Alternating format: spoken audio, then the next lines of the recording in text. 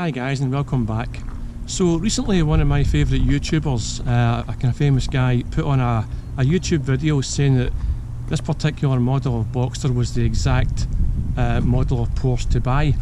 Now I like this chap, I like his content and I usually don't question it. However, I've got to say, having owned the car that he mentioned, which was a 987.1 Boxster S 3.2, having owned that car myself for a number of years and having researched these cars extensively, I've got to say on this occasion that I completely disagree with them, and in this video I'm going to tell you exactly why that is. And for those that don't know me, I'm Robert McGowan. I'm a Porsche author, owner and enthusiast. I've been a Porsche enthusiast my whole life, and I have also written a few Porsche books, which I have here today, one of which is Porsche Boxster, the practically free sports car, and Porsche 911, the practically free supercar. Now, I'm pretty pleased to say that on the online forums and groups that I've looked at, quite often people are quoting my Boxster book as being the go-to reference to find out all about IMS issues, bore score issues and various other things. It suddenly got surprisingly noisy when I was standing outside, so here we have the benefit of a lovely close-up of my face as I sit inside the car to chat to you in here. So if you're familiar with Porsches, then you will know already there's a couple of horror stories that are tied with Porsche reliability. They're almost like saying the word Voldemort, where people kind of whisper it in corridors and don't really want to say it out loud. One is the dreaded IMS bearing, and the other one is the common talked about bore scoring issues that affect some Porsches. Now, a lot of people say that these things are blown out of proportion and are not as bad as what's made out on the internet. Well, I can guarantee there's certainly a problem, and you have got to know about them, especially if you're going to look at the type of Boxsters that we're talking about today.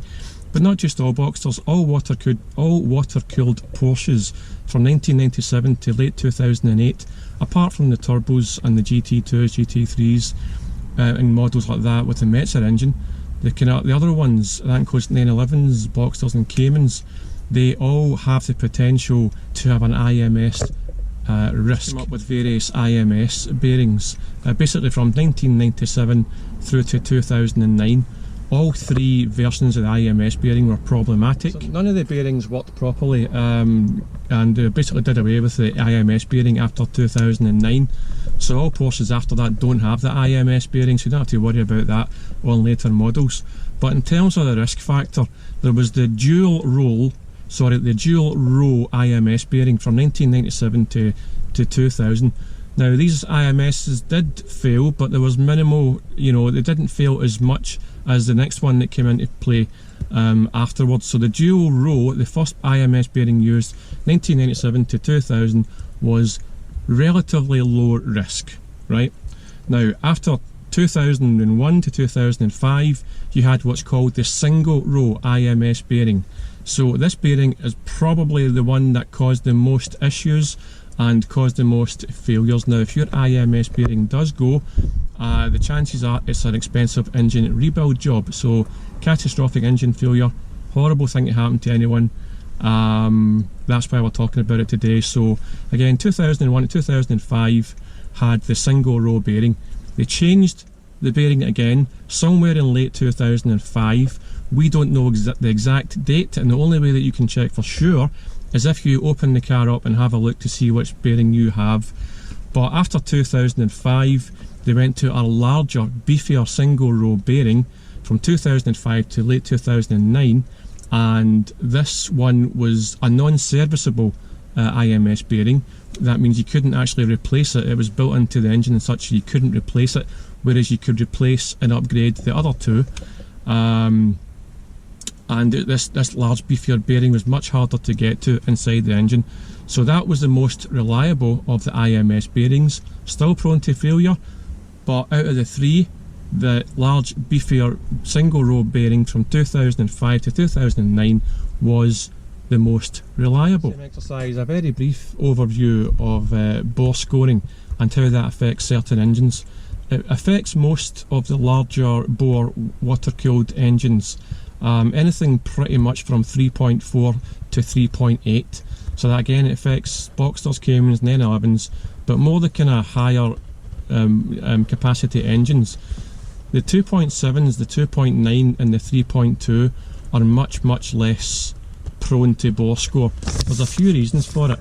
But basically Porsche continued to use the same engine block throughout the Gen 1 987.1 engines. So it's pretty much the same engine block, but just bored out to make the engine a higher capacity. Now, what that gave you was thinner cylinder walls in this engine. The engine that came after that, the 987.2 Generation 2 engine, was cast a little bit differently from the first generation. It was a closed deck design. The Gen 1 was an open deck design where, again, it was a bit more fragile, if you like. It wasn't as robust as what a closed deck design is. The closed deck design is what you got in the air-cooled cars as well. So as well as that, you had the coating that was used in the 987.1, the Gen 1 cylinders. The coating that was used was aluminium cylinders with a Locasil coating on them. Quite a cheap way of doing it, and as it turns out, it wasn't very reliable. It didn't handle stress very well and didn't transfer heat very well.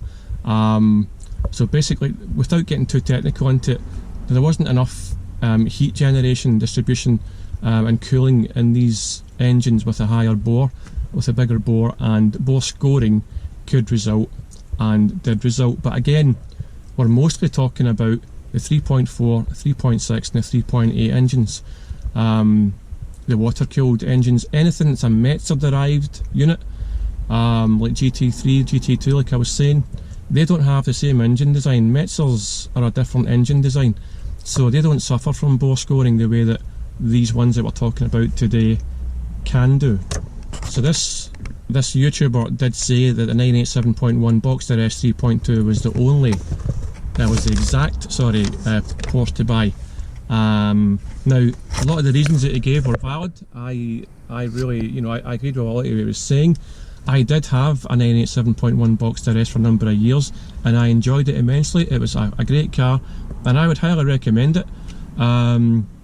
Very low chance of bore score, being the 3.2, and a small chance of IMS risk because it has a single row bearing that was changed somewhere in 2005 to the larger, beefier single row bearing. But I'll be honest, that's the one thing during my ownership of that car that concerned me a wee bit more than anything else. I could see that the car was weeping underneath from the rear main seal area, and the RMS is a minor issue, by the way, but it's in the same location roughly as the IMS bearing. So you've got the RMS, the rear main seal, and the IMS, the intermediate seal, quite close to each other. And if the RMS is weeping like mine was, it's not a problem. You can just change the washer at the next clutch change. But you don't know if it's the RMS or IMS it's leaking until you go under it and really open it up. So I was a bit concerned about that during my ownership, and it was the one thing that kind of tainted it a wee tiny bit. Not enough to put me off the car, but I did think about it.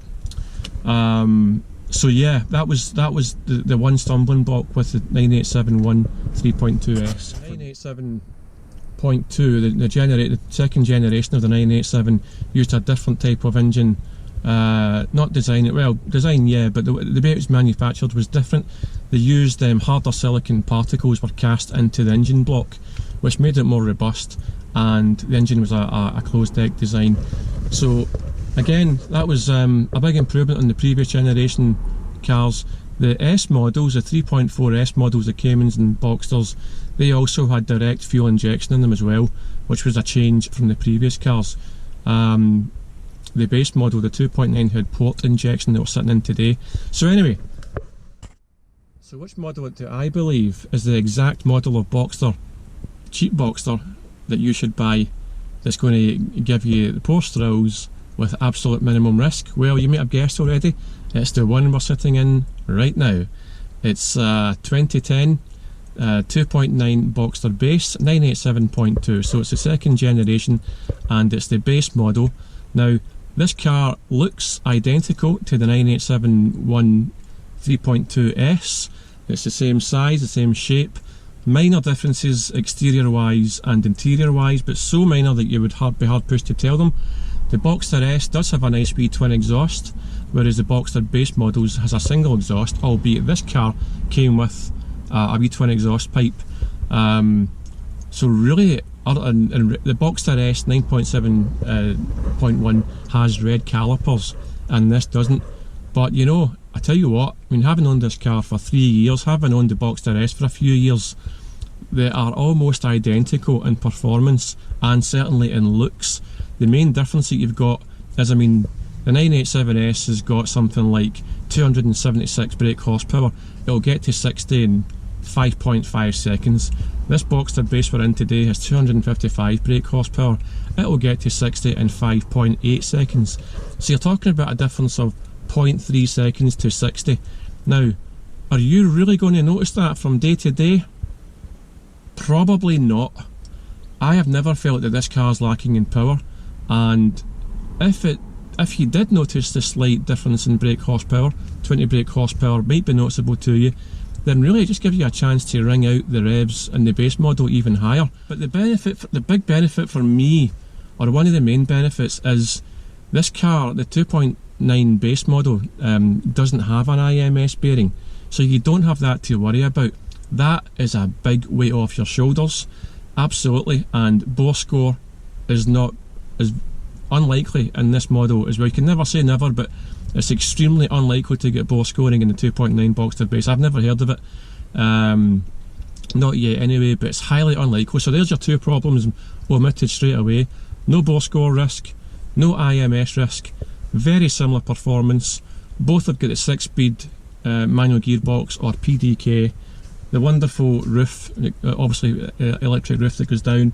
The full Boxster experience otherwise. In terms of maintenance and running costs, both are very similar. The 9871 Boxster S 3.2 is currently £430 to tax for 12 months in the UK. Same as the one we're in now, the 987.2 base model, is also £430 to tax in the UK. Now, if you go to a 2006 model S, that road tax jumps up from 430 to 735. So the road tax certainly jumps up after 2005. But again, it comes back down again for the base model in 2010. So that's another reason why you might want to have this. Running costs, servicing costs, tyres, brakes, clutches and all the rest of it are going to be pretty much the same for both cars. It's going to depend on the car's conditioning history before you bought it and a little bit of luck, but general menu pricing for both cars is going to be roughly the same. Price wise, there is a bit of a difference. The newer Gen 2 base model is going to be a little bit more expensive than 25 3.2 Boxster S, but not by much. I would say a low mileage 987 Gen 1 Boxster S is going to be similar in price to a higher mileage 987.2 Boxster base. So we're talking about a pretty small difference in price, maybe a few grand, maybe less, but for that money you get a newer car and much less worry and the same performance and the same pleasure is what the fantastic Boxster provides. Now, just to finish off the video guys, both cars are great.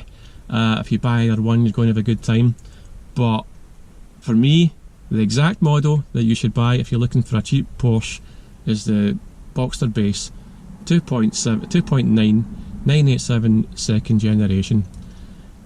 I hope that's given you some insight into what these cars are like and to a good comparison for both.